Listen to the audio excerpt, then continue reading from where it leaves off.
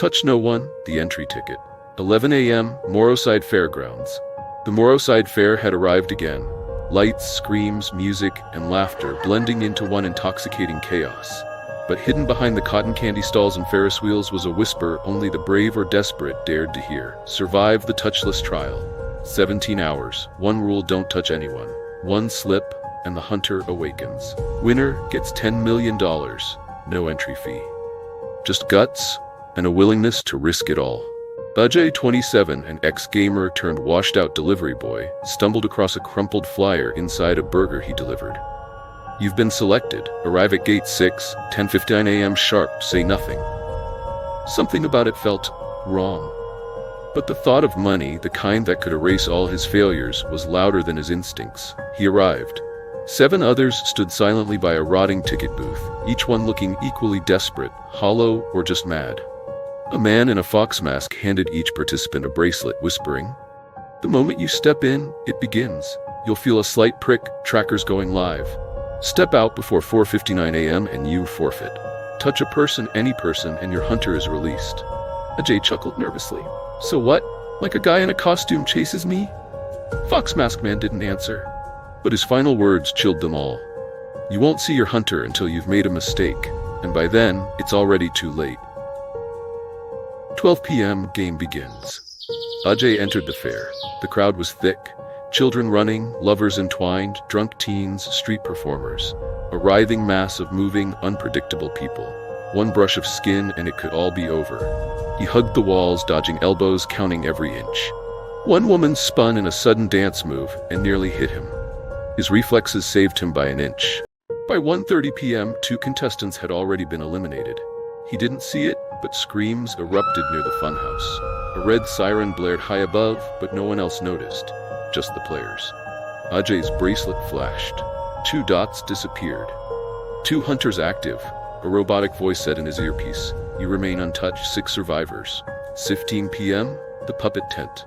Hiding behind the puppet tent, Ajay met Ria, a bookstore owner and another participant. She was sharp-eyed, calm, and already mapped out a safe route through the fair. "Stick to shadows, avoid rides, and never follow music," she said. Why? Because they follow music. He didn't ask what she meant, but as a parade of costumed clowns passed, something strange stood out. One clown wasn't dancing, just watching, unmoving. Their eyes met. It smiled without lips. 8 p.m., 3 left. Ajay, Ria, and a mute teen named Rohan took shelter in the mirror maze. Ria scouted outside while Ajay helped Rohan eat energy bars without touching anyone. Suddenly, a scream, then silence. Ajay ran out. A red flare erupted. Ria's bracelet lay near the bumper cars, snapped clean off. Then Ajay saw it. Through the foggy neon lights, a figure, 7 feet tall, leather apron, mask of rusted iron, an axe with twitching skin stuck to it. The hunter. It didn't run. It knew Ajay was next. It just needed a reason. Ajay turned and ran. Touch no one. Rules are meant to be broken. 8:15 p.m. The mirror maze bleeds. Ajay's breath came in sharp, panicked bursts. The rust-masked hunter didn't chase. It walked, every step echoing like a countdown. The crowd around them still danced, ate, laughed, oblivious. Because they weren't real, at least not in this twisted version of reality. The bracelet on Ajay's wrist vibrated twice. 1 hunter active, 4 hours until midnight surge. He found Rohan crouched in the mirror maze's heart, eyes wide with silent horror. Ajay signed quickly. Ria's gone. Rohan nodded, pulled out a folded map, hand-drawn, blood-stained, coated with red X's and strange marks. "What is this?" Rohan typed on his phone. "All the safe zones, but they shrink after midnight. Then the hunters don't need a touch anymore." Ajay froze. "Then what triggers them?" Rohan looked up with a pale face. "They smell fear." Contact the fair had changed, subtly, cruelly. Hallways where booths once stood. Rides that spun in reverse, lights dimmed slightly every hour. Ajay and Rohan found temporary shelter under a stage, hidden among electrical rigging. He checked his bracelet. 3 left. Us and someone else. Suddenly, a jolt. Rohan flinched. A drunken man stumbled into the hidden space, tripping, falling. Slap. His hand hit Rohan's ankle. Ajay's bracelet screamed. Contact. Hunter activated. But it wasn't Ajay's touch. It was Rohan's. Rohan's face crumbled. He stood up, straightened his shirt, then did something Ajay would never forget. He smiled, nodded once, and ran out into the open.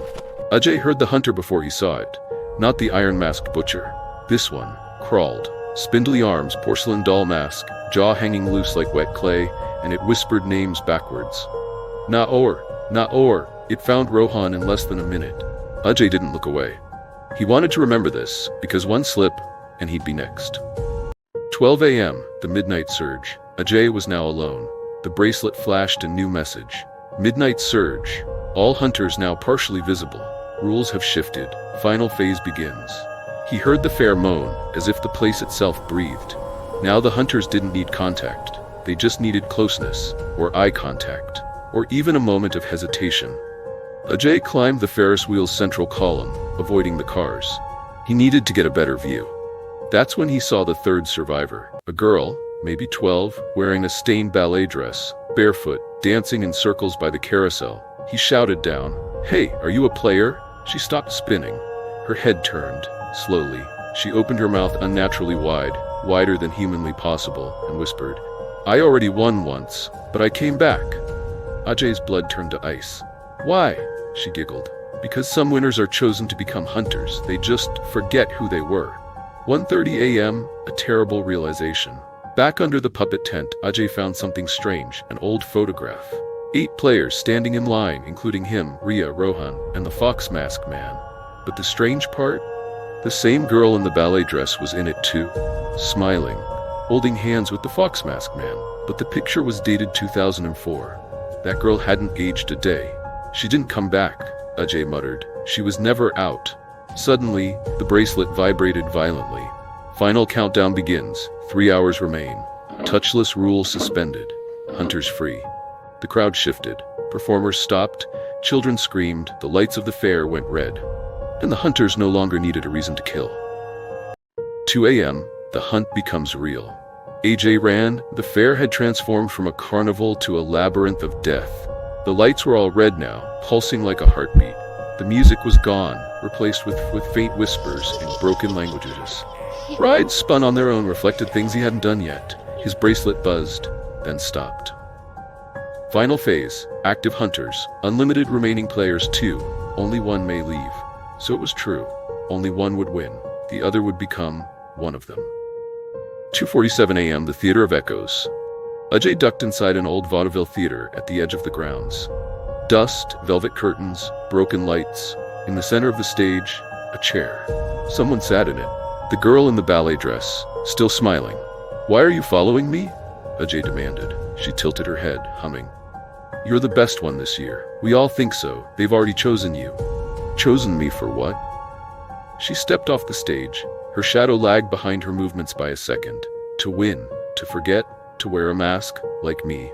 She lifted her wrist. Her bracelet was fused into her skin. "I used to be Ria, 2004 winner. I screamed when they crowned me, thought I'd leave rich, but the money was never real." Ajay backed away. The girl whispered, "If you want to live, you must give the fair a soul. One soul must stay." 3:12 a.m. The final contestant, Ajay spotted the final player near the Ferris wheel wreckage. A woman in a green hoodie, limping, bleeding. Her bracelet blinked slowly. She saw him and screamed, "Stay back!" "I'm not your enemy," Ajay shouted. "Only one of us can leave. We need to." She pulled a flare gun from her belt. "I won't die for this cursed game." He raised his hands. "They're playing us. The hunters aren't chasing anymore. They're watching, waiting." Suddenly, a metallic scream tore through the air. Behind her, the iron-masked hunter. Ajay turned to run, but she tripped, and as the hunter raised its twitching axe, Ajay didn't move. He didn't run. He didn't save her. He just watched. The axe came down, her bracelet shattered. Only Ajay remained. The fair was still, silent. He returned to Gate 6, where the fox mask man waited, arms open. "Congratulations, you are the last soul."